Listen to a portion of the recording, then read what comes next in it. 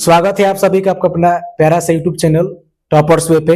मैं अमित सर आपको फिर एक नया वीडियो आज लेकर के आया हूं। आज फिर आपको बताऊंगा शब्द विचार होता क्या है। जैसे कि मैंने पहले वीडियो में बता चुका है, वर्ण के भेद, वर्ण किसे कहते हैं, ये सारे आपको बता दिए हैं। तो आप वीडियो के अंत तक बने रहिए ताकि आपको शब्द विचार में भी आसानी से समझ में आए और एक भी % दिक्कत ना हो। ठीक है, तो आइए हम स्टार्ट करते हैं आखिर शब्द कहते किसे हैं। ठीक है, सबसे पहले हम लोग जानेंगे प्यारे साथी कि शब्द क्या जानेंगे, शब्द। अब यहाँ पे हम इसमें लिख सकते हैं कि वर्णों या ध्वनियों के सार्थक मेल को, वर्णों या ध्वनियों के सार्थक मेल को वर्णों या ध्वनियों के सार्थक मेल को शब्द कहते हैं। क्या कहते हैं प्यारे साथी? शब्द कहते हैं, शब्द कहते हैं। अगर हम जैसे की बात करें प्यारे साथी, तो हम कह सकते हैं राम। क्या कह सकते हैं? राम। पटना, वही कह सकते हैं क्या चीज? श्याम, ... आदि। यानी कि वर्ण हो या ध्वनि हो, उसके सार्थक जब मेल होंगे, सार्थक का मतलब होता है कि जिसका निश्चित अर्थ निकलता हो, उसे हम लोग कहते हैं सार्थक। ठीक, तो वर्ण और ध्वनि, वर्ण आपको पिछले क्लास में हम बता चुके हैं वर्ण होता क्या है। वर्ण और ध्वनि का जब सार्थक मेल रहेगा, यानी जिसका अर्थ निकलता हो, तो आपका हर हाल में क्या कहलाएगा? शब्द कहलाएगा। क्या कहलाएगा प्यारे साथी? शब्द कहलाएगा। ठीक है, अब आगे बढ़ते हैं। यहां तक अच्छे से आपको समझ में आ रहा है? आगे देखिए, एक नोट में यहाँ पे बात आप लिखिएगा। किस चीज में प्यारे साथी? नोट। शब्द को पद कहा जाता है। शब्द को पद कहा जाता है। शब्द को क्या कहता है प्यारे साथी? पद कहा जाता है। शब्द का ऑब्जेक्टिव क्वेश्चन कोई पूछेगा कि शब्द का दूसरा नाम क्या होता है, तो पद होता है। या पूछ दिया कि राम किस शब्द का है, राम किसका उदाहरण है? शब्द का, पद का, ए और बी दोनों का, इनमें से कोई नहीं। तो आप स्पष्ट रूप से बताएंगे कि ए और बी दोनों। ठीक है, यहां तक आपको अच्छे समझ में आया? आगे बढ़ते हैं हम। आगे अब क्या आते हैं? शब्द के भेद। किसका भेद प्यारे साथी? तो शब्द के भेद, शब्द के भेद या शब्द के वर्गीकरण, शब्द के वर्गीकरण। अब कितने आधार पर वर्गीकरण किया गया है, अब देखिए इसमें हम आपको बताते हैं। शब्द के क्या चीज प्यारे साथी? तो वर्गीकरण। पहला आपका आ जाएगा किसके आधार पर? तो एक नंबर हो जाएगा आपका प्यारे साथी, एक नंबर हो जाएगा अर्थ के आधार पर। किसके आधार पर? तो अर्थ के आधार पर, अर्थ के आधार पर शब्द के भेद, अर्थ के आधार पर। 2 नंबर आपका आ जाएगा प्यारे साथी व्युत्पत्ति या उत्पत्ति के आधार पर, व्युत्पत्ति के आधार पर, व्युत्पत्ति के आधार पर, व्युत्पत्ति के आधार पर। उसके बाद आपका आता है प्यारे साथी 3 नंबर आपका आता है उत्पत्ति के आधार पर। यहाँ पे हम इसमें ये भी लिख सकते हैं व्युत्पत्ति के आधार पर कहें या किसके आधार पर, तो रचना के आधार पर भी कह सकते हैं। क्वेश्चन ऐसे पूछेगा कि व्युत्पत्ति के आधार पर शब्द के कितने भेद होते हैं, या रचना के आधार पर शब्द के कितने भेद होते हैं। या आपसे पूछ दिया कि उत्पत्ति के आधार पर, उत्पत्ति के आधार पर शब्द के कितने भेद होते हैं। ठीक है, इस तरह से पूछ सकता है। एक आपका और होता है रूपांतर के आधार पर, रूपांतर के आधार पर। किसके आधार पर प्यारे साथी? तो रूपांतर के आधार पर शब्द के भेद। ठीक है, अब आइए, अब हम आगे बढ़ते हैं। यहां तक आपको अच्छे से समझ में आ रहा है? शब्दों का वर्गीकरण है ये। किसका वर्गीकरण है? शब्दों का वर्गीकरण है। पहले आपका आ रहा है कि किसके आधार पर? तो अर्थ के आधार पर, अर्थ के आधार पर शब्द के कितने भाग होते हैं। उसके बाद आपका है व्युत्पत्ति के आधार पर, उसके बाद उत्पत्ति के आधार पर, उसके बाद आपका आ रहा है रूपांतर के आधार पर शब्द के भेद। अब हम बारी बारी से जानेंगे कि आखिर अर्थ के आधार पर शब्द के कितने भेद होते हैं, उत्पत्ति के आधार पर शब्द के कितने भेद होते हैं, व्युत्पत्ति के आधार पर शब्द के कितने भेद होते हैं, रचना के आधार पर शब्द के कितने भेद होते हैं, रूपांतर के आधार पर शब्द के कितने भेद होते हैं। तो वीडियो के अंत तक बने रहिए, स्किप मत कीजिएगा ताकि आपको अच्छे से हम सब विचार बता सके। ठीक है, चलिए आगे बढ़ते हम। आपका आता है 1 नंबर किसके आधार पर प्यारे साथी? तो अर्थ के आधार पर। किसके आधार पर? अर्थ के आधार पर शब्द के भेद, अर्थ के आधार पर शब्द के भेद, शब्द के भेद, शब्द के क्या चीज? भेद। अब इसमें आता है अर्थ के आधार पर आपके शब्द के 2 भेद होता है, कौन कौन होता है प्यारे साथी? तो पहला हो जाता है क्या चीज? तो सार्थक शब्द। कौन शब्द? सार्थक शब्द। और दूसरा क्या होता है प्यारे साथी? तो दूसरा हो जाता है निरर्थक शब्द। क्या होता है? निरर्थक शब्द। ठीक है, अब देखिए निरर्थक शब्द, सार्थक शब्द और निरर्थक शब्द। अब इसको अच्छे से समझिएगा ताकि आपको किसी भी क्वेश्चन में दिक्कत ना हो। अब हम आते हैं एक नंबर कि सार्थक शब्द किसे कहते हैं? सार्थक शब्द किसे कहते हैं? कौन शब्द प्यारे साथी? तो सार्थक शब्द। अब चलिए स्टार्ट करते हैं, इसमें हम देखते हैं क्या होता है। जिस शब्द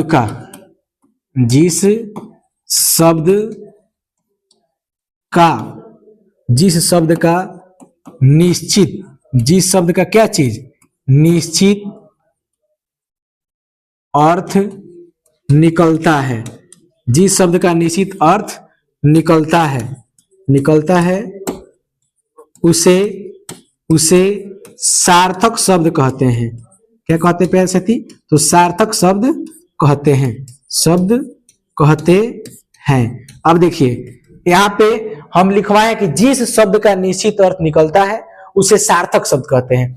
अब निश्चित अर्थ का मतलब क्या होगा? जैसे कि मान लीजिए कि हम आपसे बात करें घर का, अगर कोई शब्द हम ले लेते हैं, जैसे कह दो रोटी वोटी, सब्जी वब्जी, भात ओत, दाल ओल, चावल ओवल, पानी ओनी, खाना ओना। तो इसमें देखिए खाना ओना, तो खाना का तो अर्थ निकल रहा है लेकिन ओना का कोई अर्थ नहीं निकल रहा है। हम आपके परिभाषा में लिखवाए हुए हैं कि सार्थक शब्द, जिस शब्द का निश्चित अर्थ निकलता है उसे कहते हैं सार्थक शब्द। यानी जिसका अर्थ निकलेगा वो आपका हो जाएगा सार्थक शब्द, अर्थ नहीं निकलेगा तो आपका हो जाएगा निरर्थक शब्द। यानी खाना ओना, तो खाना का अर्थ निकल रहा है तो ये कहलाएगा सार्थक, ओना का अर्थ नहीं निकल रहा है वो कहलाएगा निरर्थक। ठीक है, जैसे कहते हैं सब्जी उब्जी, चावल ओवल, तो चावल का अर्थ निकल रहा है लेकिन ओवल का अर्थ नहीं निकल रहा है। अब जैसे में देखिए हम लिख के यहाँ पे समझाते हैं आपको। अगर हम जैसे की बात करें तो जैसे में हम आपको लिख के बताते हैं। देखिए जैसे की अगर हम बात करें प्यारे साथी, किसकी बात करें? तो जैसे की अगर हम बात करें यहाँ पे हम लिख सकते हैं चावल और क्या चीज? ओवल, चावल ओवल। या हम लिख सकते हैं सब्जी, या लिख सकते हैं क्या चीज? ओब्जी, सब्जी ओब्जी। या लिख सकते हैं कोमा देकर के भात ओत, क्या लिख सकते हैं? भात ओत। या लिख सकते हैं हम रोटी, क्या चीज? वोटी, रोटी वोटी। ये सब आप घर पे यूज करते हैं, ऐसा शब्द घर पे ये शब्द इस्तेमाल करते हैं। आपको इस शब्द के बारे में अच्छे से जानकारी है। अब देखिए हम इसमें कुछ नहीं किए हैं, ज्यादा किए क्या है? अब स्पष्ट रूप से आपको भी दिखाई दे रहा है कि हम पहले लिखे हैं चावल, दूसरे बाद ओवल। तो चावल का तो अपना अर्थ निकलता है, और जब अपना अर्थ निकलेगा तो ये क्या कहलाएगा? सार्थक। क्योंकि हम परिभाषा में लिखवाए हैं कि जिस शब्द का निश्चित अर्थ क्या होता है? निकलता है, उसे हम क्या कहते हैं? सार्थक शब्द कहते हैं। उसी प्रकार से देखिए सब्जी ओब्जी, तो सब्जी का अपना अर्थ निकल रहा है लेकिन ओब्जी का कोई अर्थ नहीं निकल रहा है, और जब नहीं निकलेगा तो सार्थक शब्द नहीं कहलाएगा, और जब अर्थ निकलेगा तो आपका सार्थक शब्द कहलाएगा। ठीक है, उसी प्रकार से हम दे दिए भात उत, तो भात का अपना अर्थ निकल रहा है लेकिन ओत का कोई अर्थ नहीं निकल रहा है, और जब नहीं निकलेगा तो क्या कहलाएगा? सार्थक शब्द नहीं कहलाएगा, वो कहलाएगा निरर्थक शब्द। उसी प्रकार से कह दे रोटी वोटी, तो रोटी का अपना अर्थ निकल रहा है लेकिन वोटी का अर्थ नहीं निकल रहा है, और जब अर्थ नहीं निकलेगा तो आपका कहलाएगा निरर्थक, जिसका अर्थ निकलता है वो कहलाएगा सार्थक। उम्मीद है कि आपको यहां तक अच्छे से समझ में आ रहा है। आगे बढ़ते हैं, अगला में देखते हैं निरर्थक शब्द। अभी हम आपको बताए हैं लेकिन फिर भी हम आगे बढ़ते हैं। अगला है क्या चीज प्यारे साथी? तो अगला है निरर्थक शब्द। कौन शब्द? तो निरर्थक शब्द।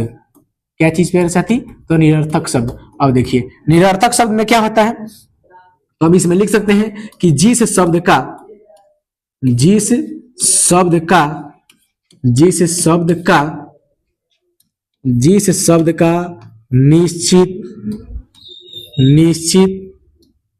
अर्थ नहीं निकलता है, नहीं निकलता है, जिस शब्द का निश्चित अर्थ नहीं निकलता है, जिस शब्द का निश्चित अर्थ नहीं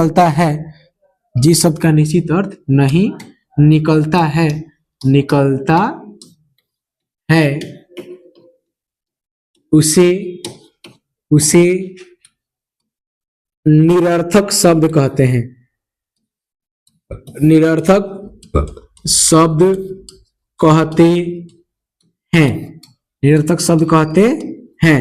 जैसे कि अगर हम बात करें, किसकी बात करें प्यारे साथी, तो जैसे कि, तो अभी आपने देखा ही सामने वाले में, जैसे कह दे पानी ओनी, पानी ओनी ना जी, या हम कह सकते हैं दाल ओल, दाल ओल, या कह दें चोखा ओखा, चोखा ओखा, चोखा ओखा ना जी।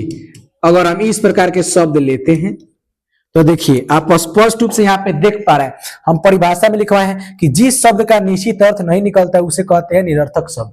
ठीक, पानी का तो अपना अर्थ निकल रहा है, लेकिन ओनी का अर्थ नहीं निकल रहा है, जिसके कारण ओनी हमारा क्या हो जाएगा, निरर्थक शब्द हो जाएगा। उसी प्रकार से दाल ओल, तो दाल का अर्थ निकल रहा है लेकिन ओल का अर्थ नहीं निकल रहा है, और जब नहीं निकलेगा तो क्या कहा जाएगा प्यारे साथी, निरर्थक शब्द। चोखा ओखा, तो ओखा का कोई अर्थ नहीं निकल रहा है लेकिन चोखा का अर्थ निकल रहा है, और चोखा का अर्थ निकलेगा तो हो जाएगा सार्थक, और जिसका अर्थ नहीं निकलेगा वो हो जाएगा आपका निरर्थक। उम्मीद है कि आपको यहाँ तक अच्छे से समझ में आया होगा, आप अच्छे से यहाँ पे देख पाए हैं। ठीक है, बढ़ते हैं हम आगे। दूग आपका हो गया, हम किसके आधार पर जाने थे पहले प्यारे साथी, तो अर्थ के आधार पर शब्द के भेद कितने होते हैं, दो होते हैं, सार्थक शब्द और निरर्थक शब्द। जिस शब्द का निश्चित अर्थ निकलता है उसे कहते हैं हम लोग सार्थक शब्द, जिस शब्द का निश्चित अर्थ नहीं निकलता उसे कहते हैं निरर्थक शब्द। यहाँ तक अच्छे समझ में आ रहा है, उम्मीद है कि आपको अच्छे समझ में आया होगा। बढ़ते हैं हम आगे। ठीक है, अब आगे देखते हैं प्यारे साथी हम कि आगे आपका क्या है, आगे व्युत्पत्ति के आधार पर क्या चीज, किसके भेद, शब्द के भेद, किसके आधार पर, तो व्युत्पत्ति के आधार पर। अब देखिए व्युत्पत्ति के आधार पर हम आते हैं। लाइन आप वीडियो को स्किप मत कीजिएगा ताकि आपको अच्छे से समझ में आए। ठीक है, व्युत्पत्ति के आधार पर शब्द के भेद, व्युत्पत्ति के आधार पर शब्द के भेद, शब्द के भेद। अब देखिए यहाँ पे हो गया किसके आधार पर, व्युत्पत्ति के आधार पर। एक नंबर आपका क्या होता है प्यारे साथी, तो एक नंबर होता है रूढ़ शब्द। कौन शब्द, रूढ़ शब्द। दूसरा क्या होता है प्यारे साथी, यौगिक शब्द। क्या होता है, यौगिक शब्द, यौगिक शब्द। तीसरा होता है योगरूढ़ शब्द, योगरूढ़ शब्द। क्या होता है प्यारे साथी, योगरूढ़ शब्द। ठीक है, आगे बढ़ते हैं हम। अभी तीनों होता क्या है, अब देखिए हम स्टार्ट करते हैं। ठीक है, पहला होता है क्या चीज प्यारे साथी, तो रूढ़ शब्द। कौन शब्द, तो रूढ़ शब्द। अब पहले के बारे में हम चर्चा कर लें। पहला क्या होता है, रूढ़ शब्द, यानी जिस शब्द को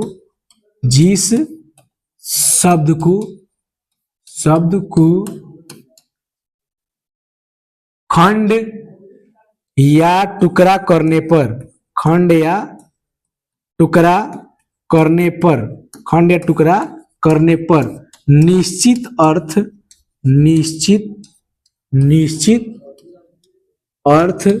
नहीं निकलता है, निश्चित अर्थ नहीं निकलता है, नहीं निकलता है, निकलता है, उसे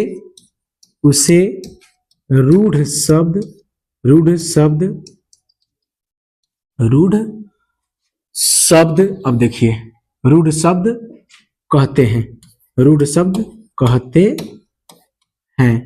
अगर हम जैसे की बात करें प्यारे साथी, तो हम जैसे में ये चीज लिख सकते हैं।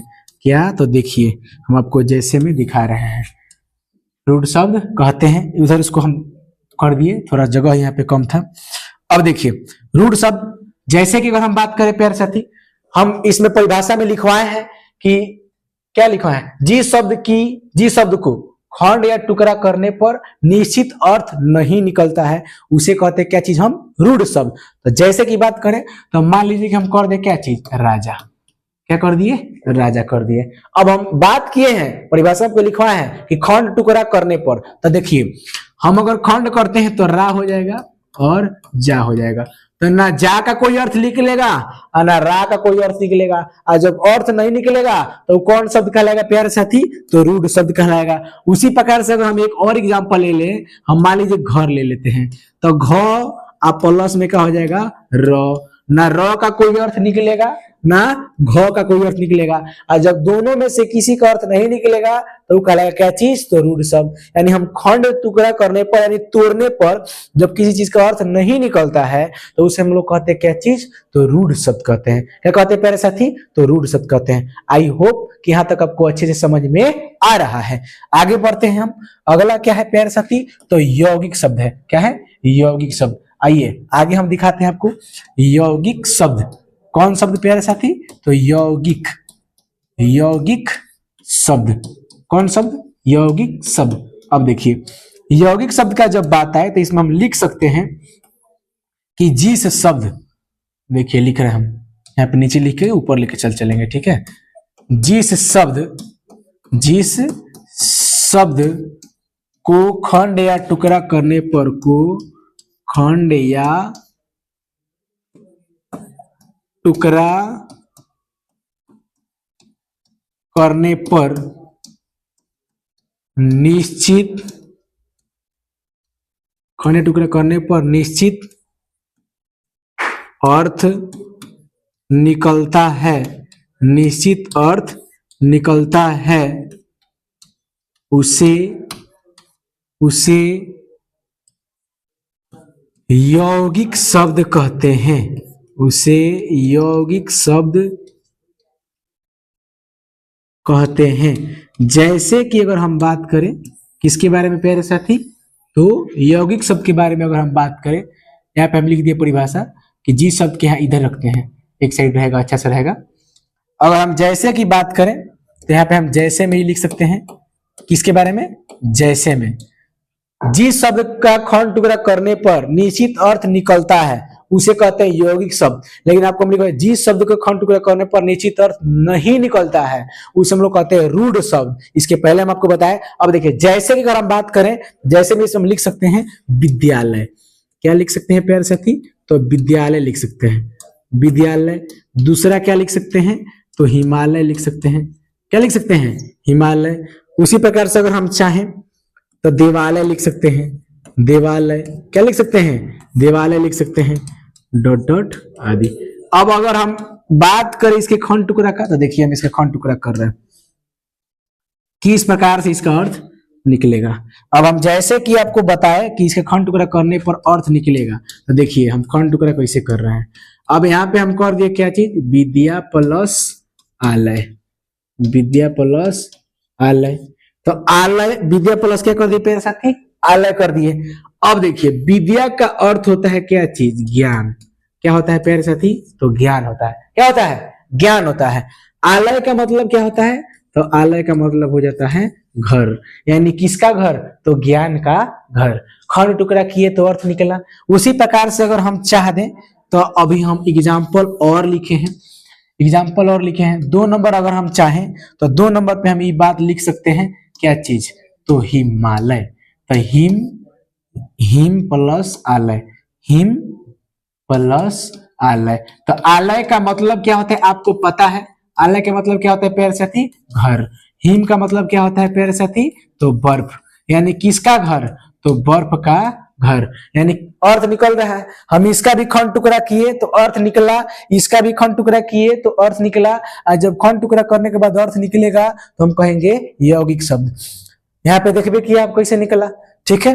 देवालय का भी निकलेंगे, देव का आलय, देव का घर। यानी खंड टुकड़ा हम करेंगे, अर्थ निकलेगा तो स्पष्ट रूप से क्या कहलाएगा, यौगिक शब्द। अखंड टुकड़ा करने के बाद अर्थ नहीं निकलेगा तो आपका हो जाएगा रूढ़ शब्द।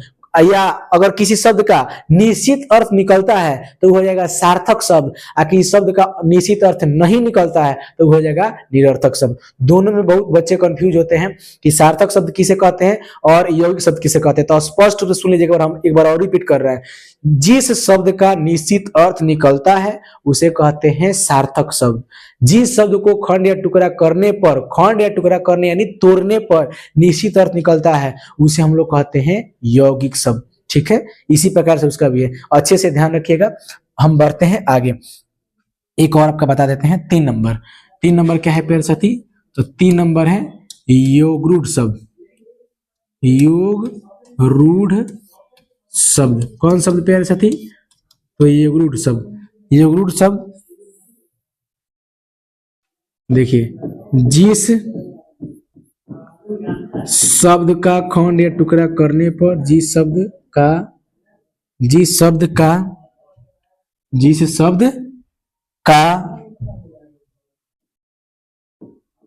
खंड या टुकड़ा करने पर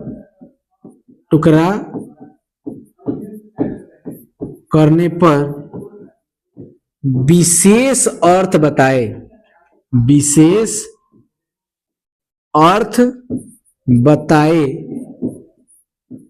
उसे योगरूढ़ शब्द कहते हैं। योगरूढ़ शब्द कहते हैं। अगर हम जैसे की बात करें प्यारे साथी, इसमें लिखे हैं कि जिस शब्द का खंड या टुकड़ा करने पर विशेष अर्थ बताए उसे क्या कहते हैं, योगरूढ़ शब्द। अब देखिए एक ट्रिक आप ध्यान रखिएगा, जैसे कि अगर हम बात करें तो जैसे में हम लिख सकते हैं पंकज, या लिख सकते हैं बिना पानी, या लिख सकते हैं हम चक्र पानी, या लिख सकते हैं लंबोदर, या लिख सकते हैं नीलकंठ। बात समझ में आ रहा है? हम यहां तक एग्जाम्पल लिख सकते हैं। लेकिन अभी हम आपको पहले बताएं थोड़ी देर पहले कि जिस शब्द को खंड या टुकड़ा करने पर निश्चित अर्थ नहीं निकलेगा उसे कहेंगे रूढ़ शब्द। जिस शब्द को खंड या टुकड़ा करने पर निश्चित अर्थ निकलता है उसे कहते हैं हम लोग यौगिक शब्द। ठीक, लेकिन इसमें लिखा है कि जिस शब्द को खंड या टुकड़ा करने पर विशेष अर्थ बताए उसे कहते हैं हम लोग योगरूढ़ शब्द। जैसे में लिखे हैं पंकज, बिना पानी, चक्रपाणी, लंबोदर, नीलकंठ आदि। ठीक है, अगर हम चाहें तो अब एक चीज और ध्यान से समझिएगा, इसी में अभी हम एगो चाहे तो नोट में एगो बात हम लिखवा सकते हैं आपको। नोट, जो शब्द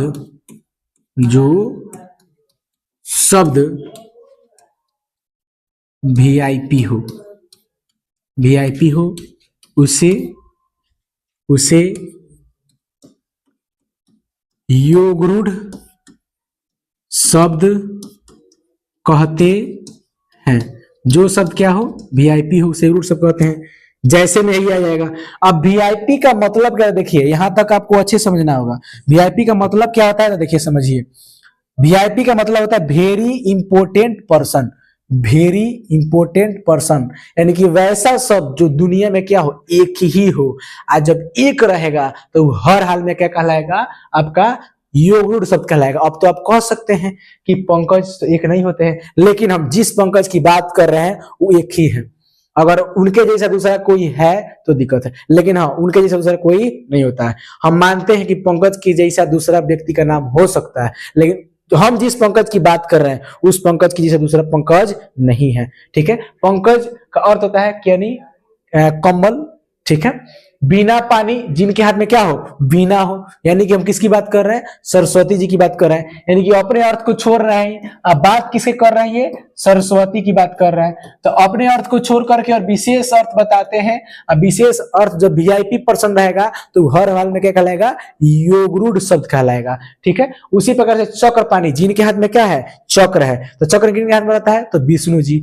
यानी कि अपने अर्थ को ही छोड़ रहे हैं, विष्णु जी वाला अर्थ दे रहे हैं, और जब अर्थ देंगे तो योगरूढ़ शब्द कहलाएगा।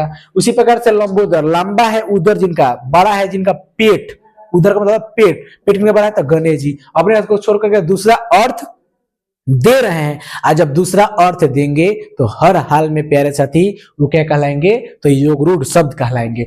नीलकंठ, नीला शरीर किनका है, तो शंकर जी का। यानी कि हर हाल में कह हम दासानंद, तो ये सब किसमें चला जाएगा, योगरूढ़ शब्द में चला जाएगा। आई होप, उम्मीद है कि आपको यहां तक अच्छे से समझ में आया होगा।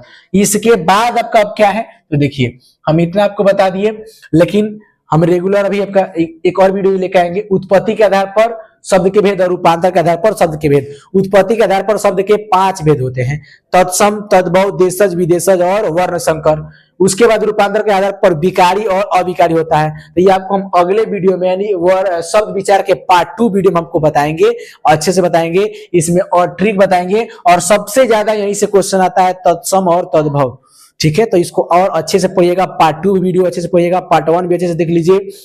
जहां दिक्कत है वहां पे आप कमेंट कीजिए, अपने समस्या को कमेंट कीजिए ताकि हम आपको उसका निपटारा किया जा सके। आपको किस टॉपिक में सबसे ज्यादा दिक्कत होता है एक बार कमेंट करके बताइए ताकि हम उसके लिए वीडियो ला सके। मिलेंगे हम लोग अगले वीडियो में, तब तक के लिए धन्यवाद। जय हिंद, नमस्कार।